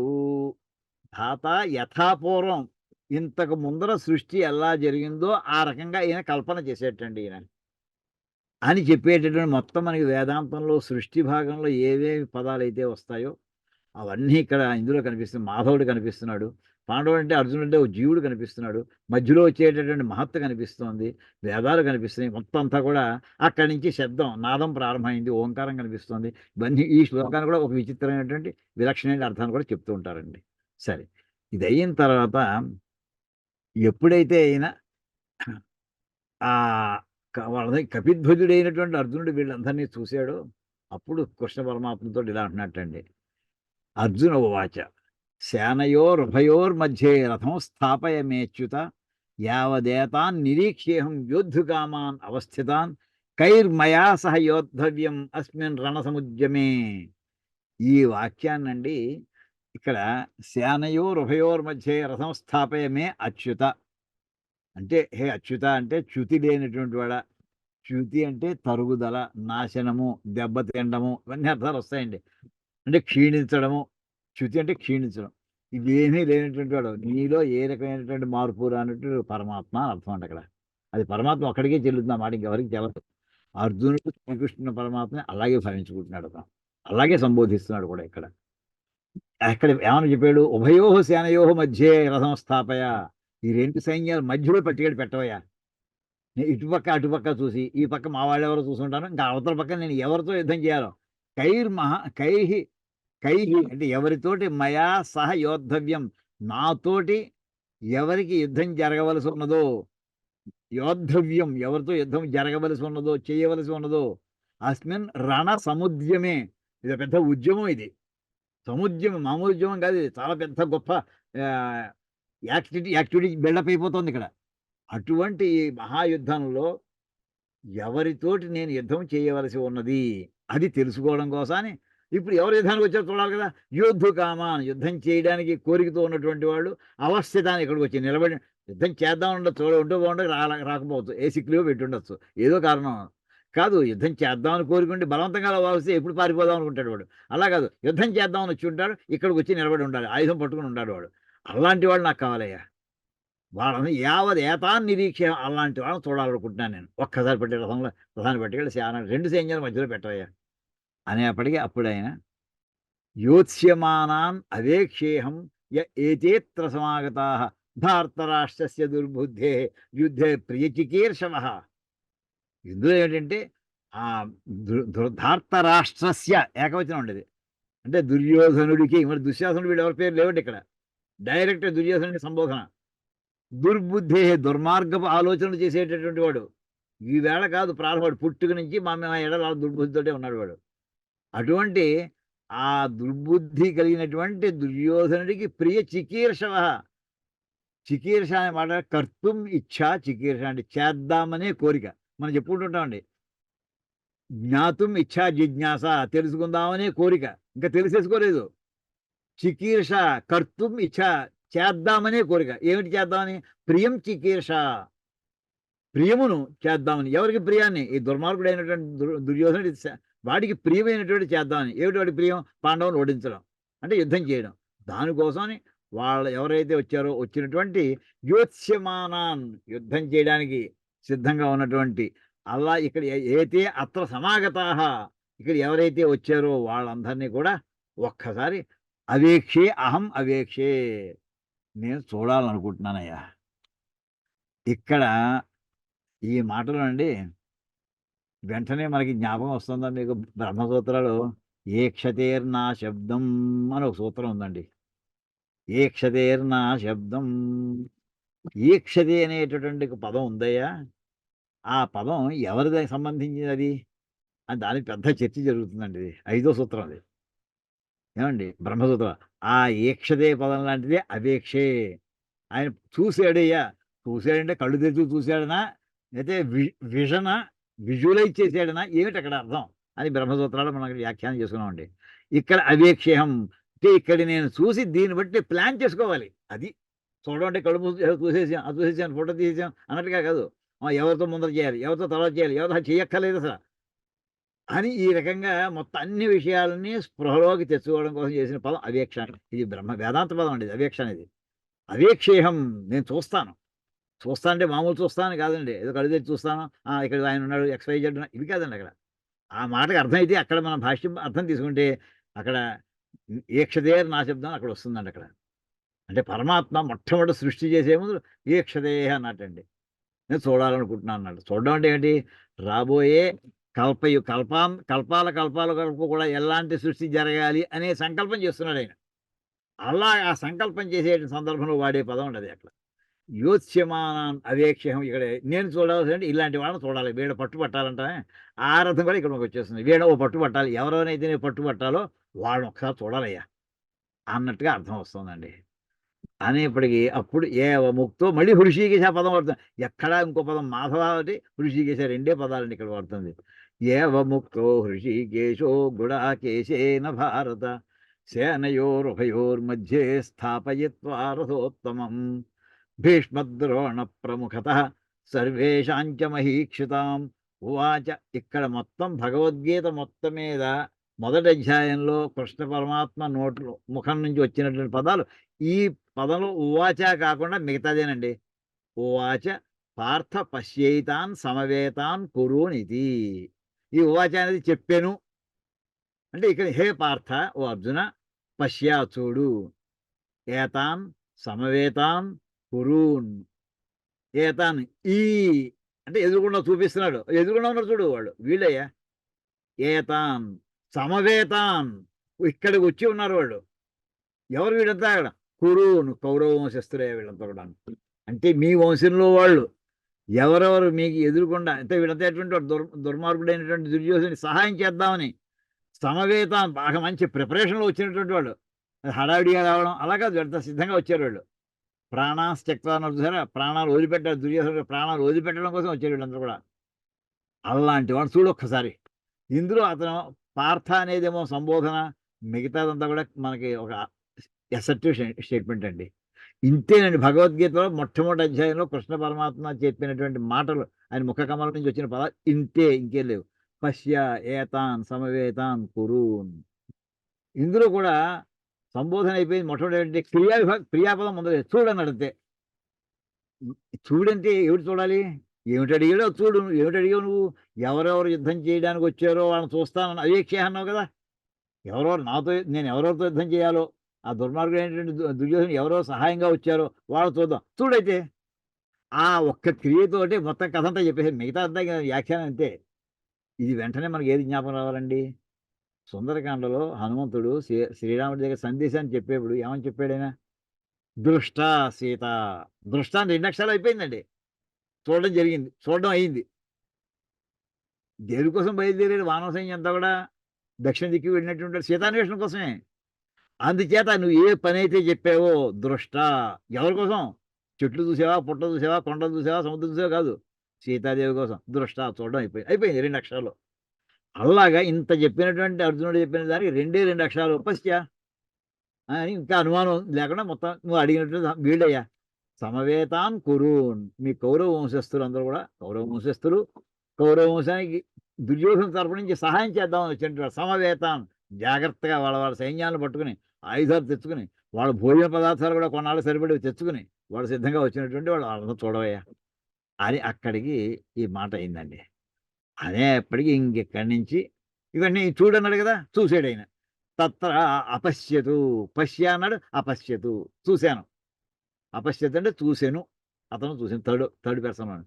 తత్ర అపశ్యత్ స్థితాన్ పార్థ పితృనథ పితామహాన్ ఆచార్యాన్ మాతులాన్ భ్రాతॄన్ పుత్రాన్ పౌత్రాన్ సఖీంస్తథా శ్వశురాన్ సుహృదశ్చైవ సేనయోరుభయోరపి తాన్ సమీక్ష్య స కౌంతేయః సర్వాన్ బంధూనవస్థితాన్ కృపయా పరయా విష్టో విషీదన్నిదమబ్రవీత్ దృష్టివేమం స్వజనం కృష్ణ యుయుత్సుం సముపస్థితం సీదంతి మమ గాత్రాణి ముఖం చ పరిశుష్యతి వ్యాపతుశ్చ శరీరే మే రోమహర్షశ్చ జాయతే. ఆయన చూడు అన్నాడు, వెంటనే చూశాడు ఈయన. తత్ర అపశ్యతు చూశాడు. ఏమిటి చూశాడు? ఇంక మిగతా వివరణ అంటే ఏదైతే కమాండ్ ఫామ్లో ఉంటుంది. కమాండ్ అంటే వెర్బే ఉంటుంది. కమాండ్ ఎప్పుడు కూడాను. ఆయన చూడు అన్నాడు, చూశాడు అంతే. ఇంకా తర్వాత డీటెయిల్స్ అనేవి వస్తాయి. అపశ్యత్ స్థితాన్. అక్కడ ఆయన చూడండి పైన అక్కడ ఇక్కడ ఎవరెవరు వచ్చారో వాళ్ళందరినీ చూద్దాం అనుకుంటున్నాను అని అన్నాడు. అక్కడ చూడండి యోత్స్యమ ఏత్ర అత్ర సమాగత. ఇక్కడ ఎవరెవరు వచ్చారో అంతమంది రకాలు కూడా యావదేత నిరీక్షేహం యోద్ధుగామాన్. ఎవరు యుద్ధం చేద్దామని ఉద్దేశంతో ఎవరెవరు వచ్చారో నిరీక్షే. ఈక్ష శబ్దం వదిలిపెట్టట్లేదు చూడండి. దగ్గర అక్కడ అవేక్ష చెప్పాను. అక్కడ ఏక్ష శబ్దం నిరీక్షేహం. ఏక్షతే నా శబ్దం అనే పదంలో ఏక్ష. కైర్మయా సహ యోద్ధవ్యం అదంతా చెప్పుకొచ్చి ఇక్కడ డైరెక్ట్గా అదే మాట చెప్తున్నానండి. స్థిత. ఇక్కడ ఎదురుగుండా నిలబడి ఉన్నారు వీళ్ళందరూ కూడా. ఎవరెవరు చూశాడయ్యా? తన తండ్రి వరుసలో ఉండేటటువంటి వాళ్ళని చూశాడు. పితామహం తన తాత వరుసలో ఉండేటటువంటి వాళ్ళని చూస్తున్నాడు. ఆచార్యులను చూశాడు, మేనమామలను చూశాడు, సోదరులను చూశాడు, పుత్రులను చూశాడు, పౌత్రులను చూశాడు, సఖులను చూశాడు, శిశురులను చూశాడు, మామగారు లాంటి వాళ్ళు చూశాడు, స్నేహితులను చూశాడు. 2 సైన్యాల మధ్యలో అతను సేనయోర్ ఉభయోర్ మధ్య అన్నాడు కదా ఆయన. 2 సైన్యాల మధ్యలో పెట్టవయ్యా అన్నాడు. అంటే సేనయోరుభయోరపి ఇక్కడ మళ్ళీ పదం అండి. పెట్టాను. అంటే ఎక్కడ పెట్టా వీళ్ళు ఎక్కడెక్కడి నుంచో మళ్ళీ దూరంగా వెళ్ళి తీసుకొచ్చారు కదా! ఎక్కడ పెట్టమన్నాడో అక్కడే రథాన్ని పెట్టాడు ఈయన. సేనయోరుభయోరపి 2 మధ్యలో ఉండేటటువంటి వీళ్ళే అక్కడ దర్శనం ఇచ్చినటువంటిది. అర్జునుడికి దర్శనం వీళ్ళు. ఇక్కడ ఎవరెవరై ఉంటారు? ఈ పితృవులు అంటే ఎవరై ఉంటారు? ఇప్పుడు చూడండి అంటే పితృ అంటే పాండురాజుకి సరిపడినటువంటి వరుసలో ఉండే స్థాయిలో వాళ్ళు కావాలి. అంటే సౌమదత్తి వాళ్ళందరూ కూడా తండ్రి వరుసలో వాళ్ళు. సుమారుగా. పితామహాన్ అంటే తాత వరుసలో భీష్ముడు ఎలాగా ఉన్నాడు. భీష్ముడి లాంటి ఆ స్థాయిలో ఉండేటటువంటి వాళ్ళు ఇంకా కొంతమంది ఉన్నారండి. వాళ్ళ తండ్రి అంటే భూరిశ్రవుడు తండ్రి వరుస అయితే అతని పైన సోమదత్తుడు, బాహ్లికుడు వీళ్ళందరూ కూడా వచ్చి కూర్చున్నారు యుద్ధంలో. వాళ్ళు పితృన్ పితామహాన్ వరుసలు అవుతారని. ఆచార్యాన్ ద్రోణాచార్యులు కృపాచార్యులు అక్కడ కనిపిస్తున్నాను. ఇంకా వీళ్ళు కాకుండా ఇంకా ఎంతమంది ఇంకా ఉన్నారో తెలియదు. మాతులాన్ మేనమామలు ఎచ్చేతని డైరెక్ట్గా శల్యుడు అవతల పక్కన చేరి కూర్చున్నాడు. అతను ఇప్పుడు యుద్ధం ప్రారంభమయ్యే సమయం అంతవరకు కూడా ఈ శల్యుడు నకుల సహదేవుడికి మేనమామ, డైరెక్ట్ మాద్రికి అన్నగారు తమ్ముడు. అతను పాండవులకి సహాయం చేద్దామని వస్తూ ఉండగా సైన్యంతో అక్షౌహిణి సైన్యంతో వస్తూ ఉండగా ఈ పాండవులకి తెలియలేదు ఎలాగా ట్రాప్ చేయాలో. దుర్యోధనుడి శకుని పక్కన ట్రాప్ చేద్దాం వీడిని అనుకుని అతనికి శల్యుడు వస్తున్నటువంటి మార్గంలో బ్రహ్మాండమైనటువంటి భోజనాలు, విందులు, వినోదాలు, ఉండడానికి టెంట్స్ ఇవన్నీ ఏర్పాటు చేసి ఎక్కడికక్కడ ఓ రోజు మొదలు వచ్చాడు మళ్ళీ ఇక్కడ సిద్ధం చేస్తూ ఉన్నాం. ఎక్కడ అలసట లేకుండా చేసుకుంటూ పానీయాలు ఇస్తూ ఉన్నాం, తాగుడు అన్ని పదార్థాలు ఏర్పాటు చేయడం. దాంతో అతను ఉక్కిరి బిక్కిరిపోయి ఎంత పాండవులే చేస్తున్నారు అనుకుని ఎవరు చేస్తున్నారనయ్యా వాళ్ళకి నేను వరం ఇద్దాం అనుకుంటున్నాను పిలవండి అనేప్పటి డక్కని దుర్యోధనుడు ఎదుర్కొని వచ్చాడు. ఊహించలేదు శల్యుడు, కానీ మాట అనేసాడు వరం ఇస్తాన్ని. అనేప్పుడు అతను అంటాడు నువ్వు మా తరఫున యుద్ధం చేయాలి అంటాడు. ఆ రకంగా ట్రాప్ అయిపోయాడండి. ఇది ఇంకా యుద్ధం ప్రారంభించడానికి 15 రోజుల ముందర జరిగింది. సరే అయితే నేను మాట ఇచ్చాను కానీ నేను నీ తరఫున యుద్ధం చేస్తాను. అయితే ముందర మా మేనల్ని చూసి రాని మరి అని చెప్పి మళ్ళీ పాండవుల దగ్గరికి వస్తాడండి. యుద్ధం ప్రారంభం అక్కడ మధ్యలో వ్యవధానంలో పాండవుల దగ్గరికి వెళ్ళాడు. ఇలా జరిగిందయ్యా నేను సైన్యం అంతా వస్తుండే వాడు మధ్యలో నన్ను ట్రాప్ చేసేసాడు, ఆ పక్కకి పడిపోయి నేను సైన్యం అంతా ఆ పక్కన పెట్టేసి నిన్ను చూద్దాం వచ్చాను. అప్పుడు ధర్మరాజు కోరింది ఏంటంటే సరే అయితే నువ్వు ఆ పక్కన ఉన్నా అక్కడ ఉన్నా కానీ మాకు సహాయం చేయొచ్చయ్యా నువ్వు. ఏంటంటే ఇతను సారథ్యం చేయడంలో శ్రీకృష్ణ పరమాత్మ తర్వాత అంత కౌశల్యం ఉన్నటువంటి వాడు ఇతను. ఎప్పుడో అప్పుడు నిన్ను కనుక కర్ణుడికి సారథిగా నిన్ను పెట్టుకుంటే అప్పుడు అతని యొక్క మానసిక స్థితికి దెబ్బ కొట్టేట్లా మాట్లాడుతూ ఉండవయ్యా, అది నాకు వరం ఇయ్యి. సరేలే అందుకోసం శల్య సారథ్యం అని పేరు వచ్చేసిందాం. ఆ మాట మళ్ళీ దుర్యోధనుడు చెప్పలేదు అక్కడ. ఈ రకంగా అంచె ఇక్కడ ఏంటంటే మనకి మాతులాన్ మేనమామ వరుసలో వస్తాడు అతను. అంటే నకుల సహదేవుడు మేనమామ అంటే వీడికి మేనమామ కింద లెక్క. భ్రాతృన్ ఇంకా దుర్యోధనాలు అంతా కూడా సోదరులే. ఇంకా అందులో వికర్ణుడు కూడా ఉన్నాడు పాపం. వికర్ణుడు ఏం చేయాలంటే ఆ వేళ ద్రౌపది వస్త్రాపహరణం అవుతుంటే ఈ 100 మందిలోనూ తిరగబడ్డటువంటి వాడు ఆ వికర్ణుడే. వికర్ణుడు అనే పేరు ఉన్నటువంటి వాడు 2 ముగ్గురు ఉన్నారండి, ఒకటి కాదు 2 ముగ్గురు ఉన్నారు. అయ్యా నేను తర్వాత మా క్లాసులో ఉన్నా తర్వాత మాట్లాడతానండి. ఏమండి అంచేత వాడిని కూడా చంపాలి ఇప్పుడు ఆ పక్కన ఉంచున్నాడు వాడు. తర్వాత పుత్రాన్ ఇప్పుడు దుర్యోధనుడి కొడుకున్నాడు లక్ష్మణుడు అతని పేరు. అతను యాక్చువల్లీ చెప్పాలంటే కొడుకు వరసే అవుతాడు. ఏమండి ఇంకోటి దుర్యోధనుడు నిజంగాను శ్రీకృష్ణ పరమాత్మ వియ్యంకుడు. దుర్యోధనుడి యొక్క ఒక కూతుర్ని లక్ష్మణ అనే కూతుర్ని శ్రీకృష్ణ పరమాత్మ యొక్క కొడుకు సాంబుడు ఎత్తుకుపోతాడు. వాడు ఆ ఎత్తుకుపోతే మొత్తం పెద్ద కథ అయిందనుకోండి. ఆ రకంగా వాడు పెళ్లి చేశారు. దుర్యోధనుడు సాక్షాత్తు శ్రీకృష్ణ పరమాత్మ వియ్యంకుడు కూడాను. అంటే తనకి ఏ వరస అవుతాడు అది కూడా చూసుకోండి. ఈ రకంగా పౌత్రాన్ మళ్ళీ ఆ లక్ష్మణుడికి మళ్ళీ వాడు కూడా కొడుకులతో సహా వచ్చేసారు. వాళ్ళు సఖీన్ అశ్వత్థామ స్నేహితుడే. ఇది ఎలా చదువుకునేప్పుడు స్పర్ధ ఉంటుందండి. ఇద్దరు ఉన్నప్పుడు వాడి ఫస్ట్ మార్క్ వస్తుందండి, ఇప్పటి నెక్స్ట్ టైం మనకి రావాలి.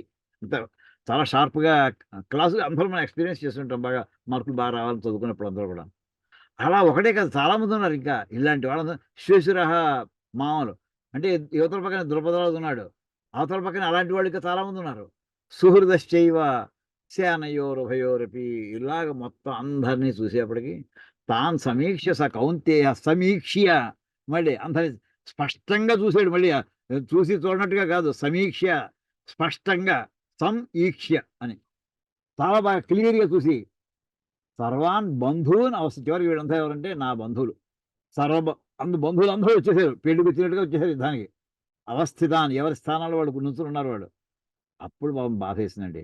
కృపయా పరయావిష్ట విషీదన్ ఇదం అబ్రవీత్. విపరీతమైనటువంటి పరయా కృప అంటే ఇంకా అంతకంటే ఆ జాలి కరిగిపోయింది, మెల్ట్ అయిపోయాడు పూర్తిగా. పరయా ఆవిష్ట అప్పుడు ఎక్కడ పూర్తిగా హృదయం ద్రవించిపోయిందంటనే అదండి మాట అండి. కృపయా పరయావిష్ట అంటే విషీదన్ బాధపడుతూ దుఃఖిస్తూ ఇదం అబ్రవీత్ ఈ మాట అన్నట్టండి కృష్ణ పరమాత్మతోటి. దృష్టివేమం స్వజనం కృష్ణ యుయుత్సం సముపస్థితం స్వేదంతి మమ గాత్రాణి ముఖం చ పరిశుష్యతి వ్యాపతుశ్చ శరీరే మే రోమహర్షశ్చ జాయతే. ఇందాక అన్నటువంటి వాడు సేనయోర్భయోర్ మధ్య రథం స్థాపయమేచ్యుత అన్నాడండి. పెట్టాడు, 2 జలసా సైన్యాల మధ్యలో పెట్టన్నాడు. ఇక్కడ వచ్చి నీరు కారిపోయాడండి. ఇంకో విషయం చెప్పాలండి. ఆ సేనయోర్ ఉభయోర్ మధ్య అనడానికి మేము చిన్న పుస్తకం వేసామండి భగవద్గీత మీద. భగవద్గీత సంక్షిప్త వివరణ అని పుస్తకం ఒకటి వేసామండి. ఆ శ్లోకాన్ని ఎందుకు సెలెక్ట్ చేస్తున్నామంటే ఇప్పుడు పిల్లలకి పర్సనాలిటీ డెవలప్మెంట్ అని పెడుతూ ఉంటామండి. మన ఈ మధ్య సౌశీల్య అనే క్లాసెస్ కూడా పెట్టాం. భగవద్గీత మన ఇలాగ ఆధ్యాత్మ భాగం భాష్యం చదువుకోవడానికైనా పిల్లలకి స్కూల్ పిల్లలకి ఏమైనా టార్గెట్ ఏమైనా ఉపయోగిస్తుందా? ఎస్, ఉపయోగిస్తుంది. వాళ్ళకి వేదాంతం జీవుడు పరమాత్మ కాదండి. వాళ్ళకి ధైర్యం పెంచడం, వాళ్ళ చదువు మీద దృష్టి పెట్టించడం, వాళ్ళని సమస్యలు వచ్చినా ఆ సమస్య పర్వాలేదురా నువ్వు నెగ్గుతారా అని చెప్పి అలాంటి వాక్యాల్లో మొట్టమొదటి వాక్యంగా ఆ శ్లోకం తీసుకున్నామండి. సేనయోర్ ఉభయోర్ మధ్య. అదేం చెప్తుందంటే ముందర టార్గెట్ని నిశ్చయించుకో. అందులో మేము భగవద్గీతలో పెట్టినటువంటి హెడ్డింగ్ అది. ముందు నీ టార్గెట్ని నిర్ణయించుకో. అంటే నువ్వు ఏ ర్యాంక్లో వద్దాం, మామూలుగా యావరేజ్ పేస్తాలా లేదా ఫస్ట్ ర్యాంక్లో రావాలందా, టాప్ ర్యాంకర్స్లో ఉందా, ఫస్ట్ ఏ గ్రేడ్లో రావాలందా లేదా, అది ముందర మైండ్ సెట్ ప్రిపేర్ చేసుకో అని చెప్పి ముందర చిన్న హెడ్డింగ్ పెట్టి ఆ కింద శ్లోకం అండి. అంటే టార్గెట్ పెట్టు. అర్జునుడు అదే నా టార్గెట్ ఏమిటి, ఎవరిని చంపాలి, యోత్స్యమానాన్ని ఎవరైతే ఇక్కడ యుద్ధం చేయాలి, అందరిని లిస్టు చూడాలి నేను.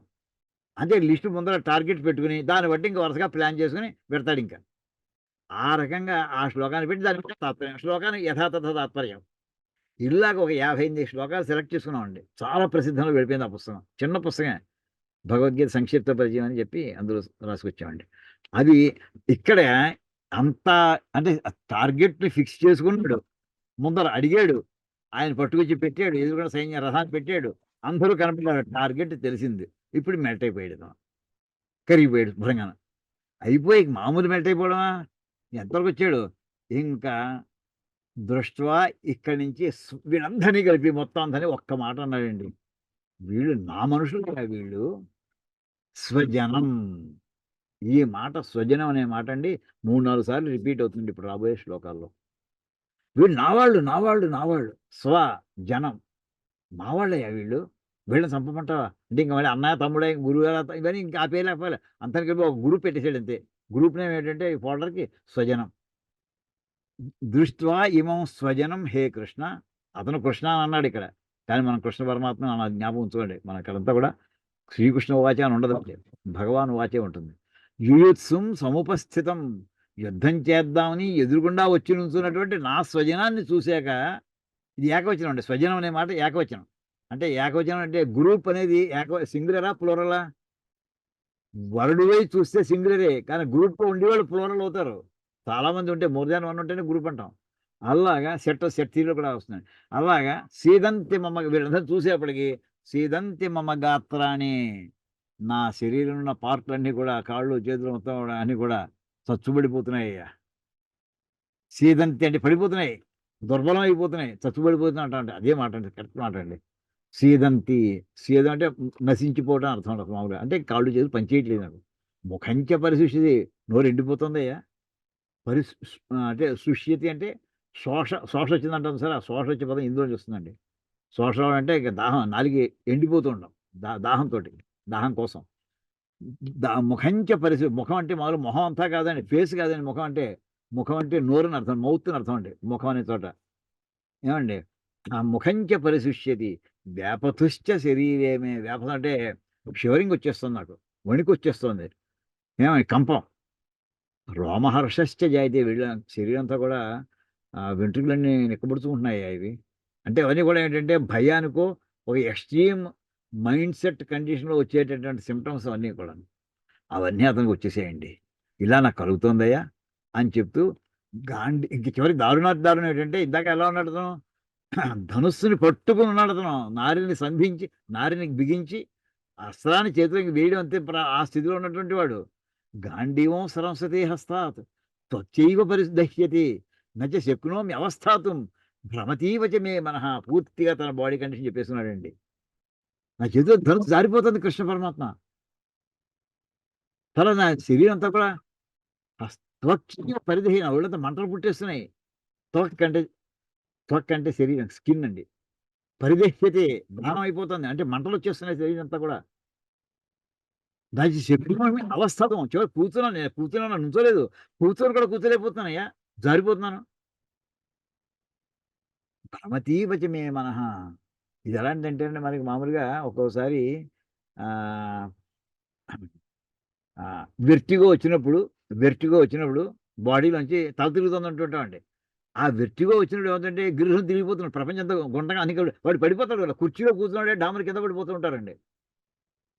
భ్రమతీవచ మే మనః. నా మనసంతా తిరిగేస్తుంది. అంటే కళ్ళు తిరుగుతున్నాయంటండి. సరిగ్గా అదే మాట అండి అది. భ్రమతీవచ. భ్రమతి అంటే తిరుగుతోంది. అది తిరగడం కాదు. నా కళ్ళు తిరుగుతున్నాయంటే కళ్ళు తిరగవయ్యా. నీ మనసు తిరిగేస్తుంది లోపల.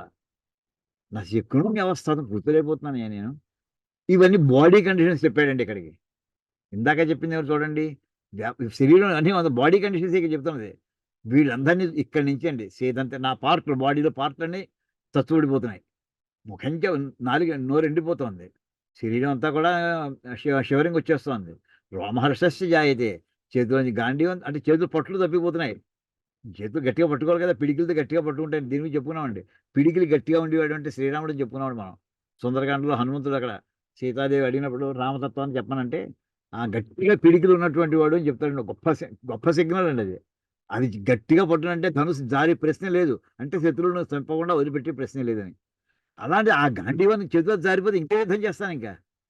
తన శరీరం అంతా కూడా మంటలొచ్చేస్తున్నాయి. మాట్లాడలేకపోతున్నాను. తల తిరిగిపోతోంది. తల తిరుగుతోందంటాం. మన కళ్ళు తిరుగుతున్నాయండి. ఇవన్నీ మామూలుగా మనం వాడే మాటలు. అదే మాటలు ఇక్కడ వాడేసాడండి వ్యాస మహర్షి. భ్రమతీవచ మే మనః. నా మనసంతా ఏదో గిర్రున తిరిగేస్తున్నట్టుంది. ఇంకిక్కడి నుంచి బయట ఇంకా తానే కాకుండా చుట్టూ ఎలా కనిపిస్తున్నాయి ఇతనికి. వాడి మైండ్ సెట్ ఇంకా బయట ప్రపంచం ఎలా అవన్నీ కనిపిస్తుందని చెప్తున్నాడు. నిమిత్తాని చ పశ్యామి విపరీతాని కేశవ నచ శ్రేయోను పశ్యామి హత్వా స్వజనమాహవే. అంటే ఇప్పటికి ఎలాంటి నిమిత్తాలు విపరీతాని నిమిత్తాని. అంటే ఇతని మైండ్ తిరగడం ఎంతవరకు వెళ్ళిపోయిందంటే శకున శాస్త్రంలో కూడా వెళ్ళిపోయాడండి ఇతను. నిమిత్తం అంటే మనకి కుడి కన్ను అదిరింది, ఎడం కన్ను అదిరింది, కుడి చెయ్యి అదిరింది చెప్తుంటాం కదండీ! ఈ కళ్ళు అదరడం. లేతే శకునం ఏదో తీతు పెట్ట అరిచింది. ఇలాంటి వాటిని నిమిత్త శాస్త్రం అంటారు దాన్ని. నిమిత్త శాస్త్రం అంటే సూచకాలు, శకున సూచకాలు. అవి కూడా కనిపిస్తున్నాయి ఆయనకి. ఎలాంటివి? మనకు అనుకూలంగా నాకు కనిపించట్లేదు. విపరీతాన్ని అంటే అపోజిట్‌గా కనిపిస్తాయి. శుభశకునాలు రాకపోయి దుర్నిమిత్తాలు కనిపిస్తున్నాయి. నిమిత్తాని చ పశ్యామి విపరీతానికి సరిగ్గా ఇదేనండి. విపరీత నిమిత్తం అంటే ఇలా మాట్లాడుతూ కరెంట్ పోవడం ఇవన్నీ కూడా దుర్నిమిత్తాలు. అంటే సరిగ్గా ఎక్కడికొచ్చామో అదే టాపిక్‌లో ఆ మాట దగ్గర ప్రాక్టికల్ చేసి చూపించాడు ఆయన పరమాత్మ. నిమిత్తాని చ పశ్యామి విపరీతాని కేశవ నచ శ్రేయః అనుపశ్యామి హత్వా స్వజనమాహవే. ఇక్కడ ఇదిలో చూడండి ఓ గొప్ప పదం వాడాడండి అర్జునుడు. స్వజనం ఆహవే. అంటే ధర్మ ప్రకారము క్షత్రియుడైనటువంటి వాడు ఇంకా స్వజనుడా, పరజనుడా అనే ప్రశ్న లేదు. యుద్ధరంగంలో ఎదురుగుండా ఉన్నటువంటి వాడిని హననం చెయ్యాలి. ఇక్కడ స్వజనం నా జనాన్ని, నా వాళ్ళని నేను చంపుకొని దీనివల్ల శ్రేయః మనకి శ్రేయస్సు అనే పదం దేనికంటే మోక్షం అని అర్థం అండి. నిశ్రేయసం. అభ్యుదయము, నిశ్రేయసం అని భగవద్గీత భూమికలో మొట్టమొదటి స్పష్టంగా చెప్పింది పరమాత్మ మనకి. భూమికలో చదివింది అదేనండి. ప్రవృత్తి ధర్మం అంతా కూడా అభ్యుదయ మార్గము. నివృత్తి ధర్మం అంతా కూడా నిశ్రేయస మార్గము. శ్రేయ అనే మాట దానికి లింక్ వస్తుందండి. అంటే మామూలుగా లౌకికంగా అర్థమైతే దీనివల్ల ఏం శ్రేయస్సు కానీ దీనివల్ల లాభం ఏం లేదోయ్ అని కూడుగుడ్డిగా అనేస్తామండి. అలా కాదు. కొంచెం ఆలోచిస్తే నచ శ్రేయోని దీనివల్ల నాకేమిటి లాభం? ఏం శ్రేయస్సుంది? అంటే మోక్షం సిద్ధిస్తుందా అని అంతరార్థం కూడా స్ఫురిస్తుందండి. అనుమానం లేదు అందులో. నచ శ్రేయః అనుపశ్యామి. పశ్యామి అంటే సరిపోతుంది కదా. అనుపశ్యామి అంటే క్లోజ్గా అబ్జర్వ్ చేయగా, క్లోజ్గా అనలైజ్ చేయగా అని అర్థం అండి. అను అంటే చాలా క్లోజ్గా దగ్గరగా పెట్టి చూస్తున్నాను. దగ్గరగా పెట్టి చూస్తున్నానంటే ఇంకా చాలా విమర్శనాత్మకంగా, విశ్లేషణాత్మకంగా చూస్తున్నాను. ఈ ప్రక్రియ ఎంత ఇటువంటిది, వీళ్ళని చంపితే ఏమిటి లాభం? ఏమీ లాభం లేదు. ఆ లాభం అనే మాటకి మన తెలుగులో అనేదానికి నచ శ్రేయః అనుపశ్యామి. ఆ లాభం, అసలు లాభం ఏమిటయ్యా అసల? ధర్మాధర్మాల్లో ధర్మం కోసం నిలబడితే ధర్మో రక్షతి రక్షితః. నువ్వు ధర్మాన్ని రక్షిస్తే ఆ ధర్మం నిన్ను రక్షిస్తుంది. అది ప్రముఖమైన వాక్యం, ఎప్పటికో ఉన్నదది. ఎప్పటినుంచో ఉన్నటువంటి వాక్యం అది. ఇప్పుడు నేను ఇంత చేసినా దానివల్ల ఏమీ లాభం లేదు అని చెప్పేసాడండి. శ్రేయ లాభం అంటే ఏంటంటే మోక్ష సిద్ధి కూడా ఏమి ధర్మస్థాపన జరగదు. స్వజనాన్ని చంపుకుంటే ధర్మస్థాపన జరగదు. అంటే ప్రవృత్తి మార్గంలో చూసినా, నివృత్తి మార్గం చూసినా నాకు మోక్షం లభించదు. అంచేత చెప్తూ ఇక్కడ నకాంక్షే విజయం కృష్ణ నచ రాజ్యం సుఖాని చ కిన్నో రాజ్యేన గోవింద కిం భోగైర్జీవితేన వా అంటాడండి. ఈ శ్లోకం చాలా ప్రసిద్ధండి. మొత్తం 18 అధ్యాయాలు చదవడం కష్టమైతే, అధ్యాయానికి ఒక్కొక్క శ్లోకం చొప్పున ఇంపార్టెంట్ శ్లోకాలను ఐడెంటిఫై చేశారండి. దాన్ని అష్టాదశ శ్లోకి భగవద్గీత. 18 శ్లోకాలే. అధ్యాయానికి ఒక్కో చొప్పున. అలాంటి ఆ 18లోనూ మొదటి అధ్యాయంలో సెలెక్ట్ చేయబడినటువంటి శ్లోకం ఇదండి. నకాంక్షే విజయం కృష్ణ నచ రాజ్యం సుఖాని చ కిన్నో రాజ్యేన గోవింద కిం భోగైర్జీవితేన వా. ఈ పద్యం మేము సీతావరంలో ఉన్నప్పుడు 50 ఏళ్ల క్రితం ఎన్ని వందల మంది పిల్లల చేత కంఠస్థం చేయించేవానండి. ఈ అష్టాదశ శ్లోకి భగవద్గీత. ఇప్పుడు జ్ఞాపకం వస్తున్నాయి అవన్నీ కూడా. నకాంక్షే విజయం కృష్ణ. ఈ ఈ ఈ ప్రాసెస్ వల్ల, ఈ కిల్లింగ్ ప్రాసెస్‌లో ఒక శ్లోకం ఉండేది. నకాంక్షే, నాకు ఏ కాంక్షలు లేవు అనే మాట అది అన్నాక అప్పుడు వైరాగ్యం వేదాంతంలో రావాలండి. మొట్టమొదట వేదాంత శాస్త్రంలో ప్రవేశించడానికి అర్హత ఏమిటంటే, నాకింక ఏ కోరికలు లేవు అని నేను నిర్ణయానికి వచ్చానయ్యా. అన్నావా? అయితే రా, ఇప్పుడు కూర్చో పాఠం చెప్తాను అంటారండి గురువులు. ఆ స్థితి అర్జునుడు ఇక్కడ బోధకి కావాల్సినటువంటి మాటకి తన వైరాగ్య స్థితిని, ఇది ఎలాంటి వైరాగ్యం తర్వాత విషయం. ఒక వైరాగ్య స్థితిలో ఉండేటటువంటి మాటని ఇక్కడ వాడాడండి. నా కాంక్షే విజయం కృష్ణ నచరాజ్యం సుఖాని చ కిన్నో రాజ్యేన గోవింద కిం భోగై జీవితేన వా, ఏ అక్కర్లేదు నాకు అని అన్నాడండి. అక్కడికి ఆపుకుందామండి. ఇవాళ మిగతాది మళ్ళీ తర్వాత మనం చెప్పుకుందామండి. ఓం కాయేన వాచ మనసేంద్రియైర్వా బుద్ధ్యాత్మనా వా ప్రకృతి స్వభావాత్ కరోమి యజ్జత్ సకలం పరస్మై నారాయణయేతి సమర్పయామి. హరి ఓం తత్సద్. బ్రహ్మార్పణమస్తు. శ్రీ సీతారామార్పణమస్తు. ఓం తత్సత్.